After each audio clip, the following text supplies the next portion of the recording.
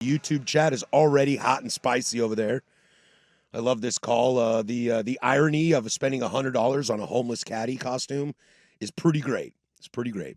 I like it. At least I'm not in a frog suit. Shout out to all you naked bike riders yesterday, though. Was that yesterday? Yeah, their emergency bike ride to protest what's going down there at the ice facility. I know. We're not getting into the politic thing, but shout out to you guys. It was dumping rain. I was like, oof.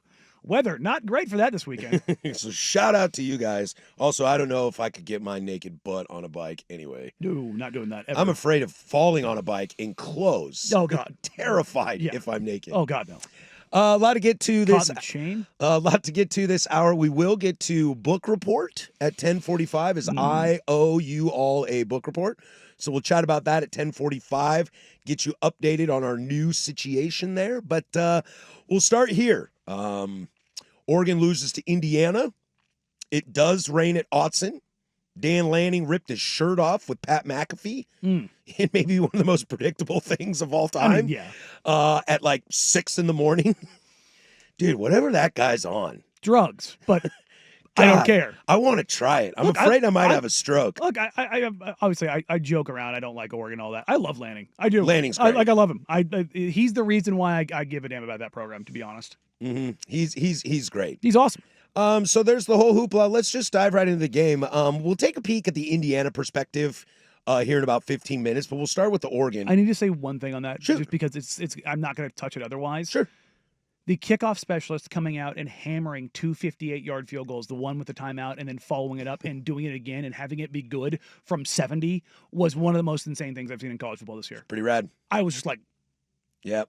It stops you right in your tracks. Like, he hammered that thing.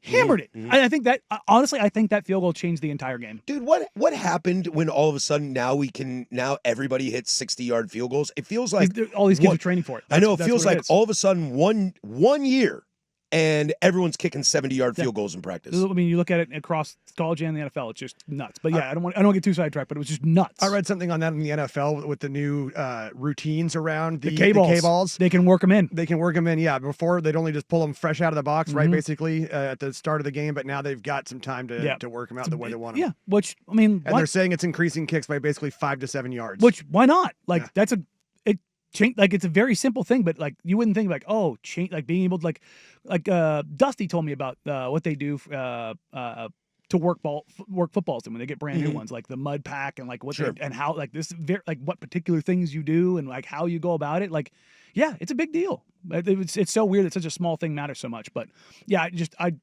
watching a college kid bang a 60-yarder that was good from 70 twice in a row was kind of like, oh.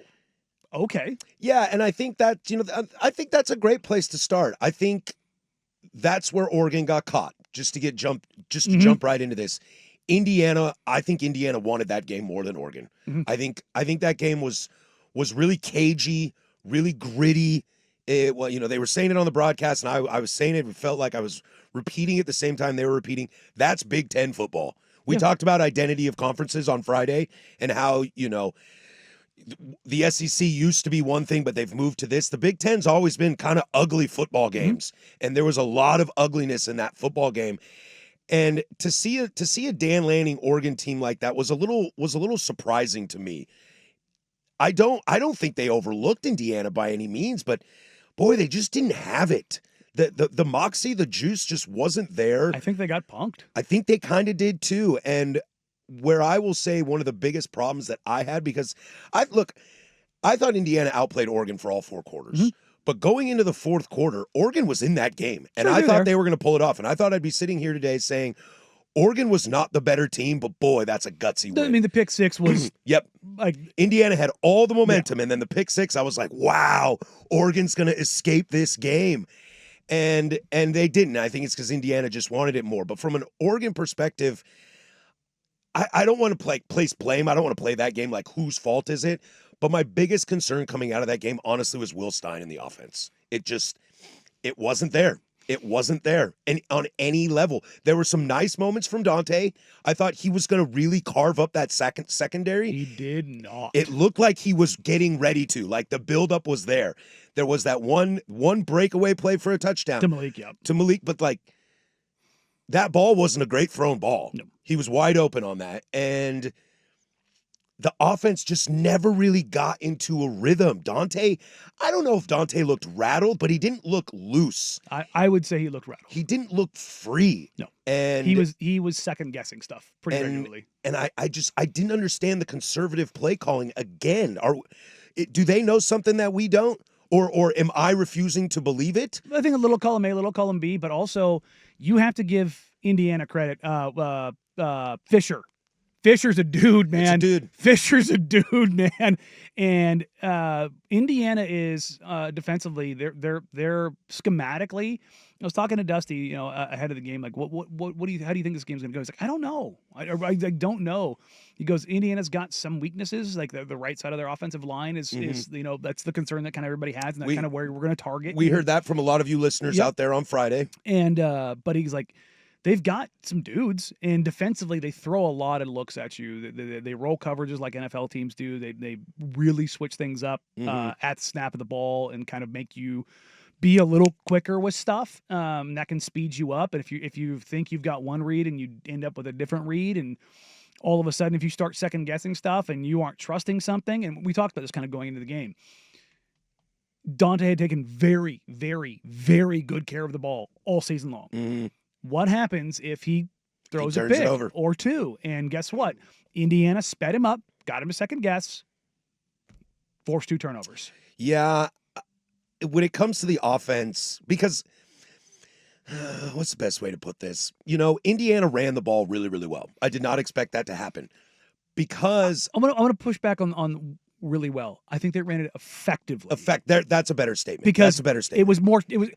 It wasn't that they ran it down their throat. Because what they finished with 110 yards, 111 yards. But it was the spots. It was the times that they got it when they needed it. And the reason I go to this is because even though we have a lot of questions about Oregon's offensive line going into the season, whether it was Montana State at the beginning of the year, whether it was going into Penn State, or whether it was coming into this game, there were a lot of questions about the offensive line, but boy, do we feel really good about that offensive line.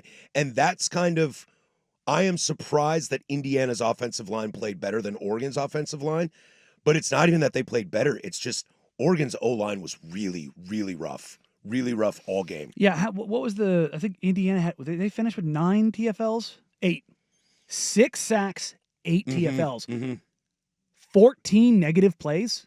That's tough. Goodness. If you get that, you're not winning. Mm-hmm. Like 14 negative plays, you're not winning a game. Yeah, and back to this Dante Moore thing. We're seeing it on the text line and the YouTube chat.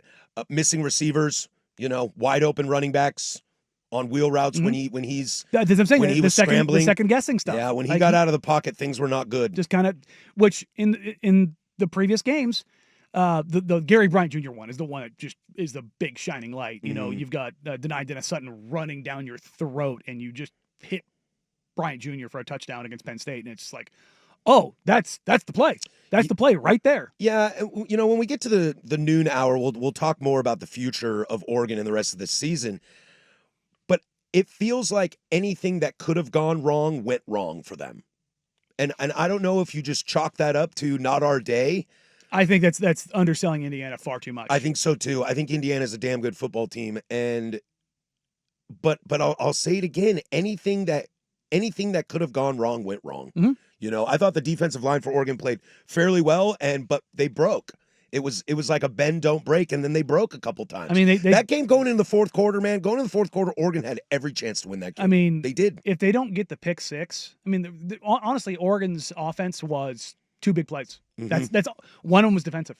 Mm-hmm. Other than that, they didn't do anything. No, not much. And that's you have to give Indiana a metric crap ton of credit. That Oregon front seven, we talked about Indiana's offensive line not being that good. They neutered them. They knew 1 sack, 4 tackles for loss. Like, they weren't disruptive. I mean, the only disruptive play they had, and it was a huge one, is the pick 6. Yeah. And that's not the way I anticipated that game going. I did not. This came on the text line. Indiana big boyed Oregon. Yeah, wow. They did. I did not expect that. I've never seen Oregon big boyed like that at home. No, especially under Lanning. It just doesn't make sense. Like, it doesn't make sense. The Georgia game notwithstanding, the first game in Atlanta, Georgia's still that behemoth. Like, that Georgia team is a top 10 college football team of all time. You throw that one away. Outside of that, like, when Washington beat him, they didn't big boy him. They just threw the ball over the yard. You know what I mean? Like they like Indiana stunted on them.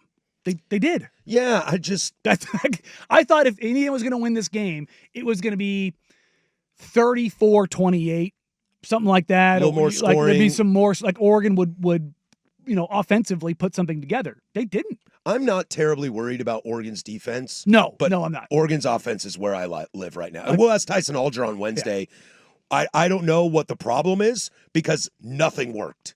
When nothing works, I don't know where to start. I will say I'm not a big fan of Will Stein's play call in that game. I didn't love his play calling in the Penn State game either. Especially in that first half. But if he's being conservative because he knows something that we don't, or I'm refusing to believe something that I should, then we've got larger issues. I'll tell you this. I don't think this one loss buries Oregon by any means. No, they're fine. And we'll get to that in the noon hour. But nothing went well, and that is a big problem.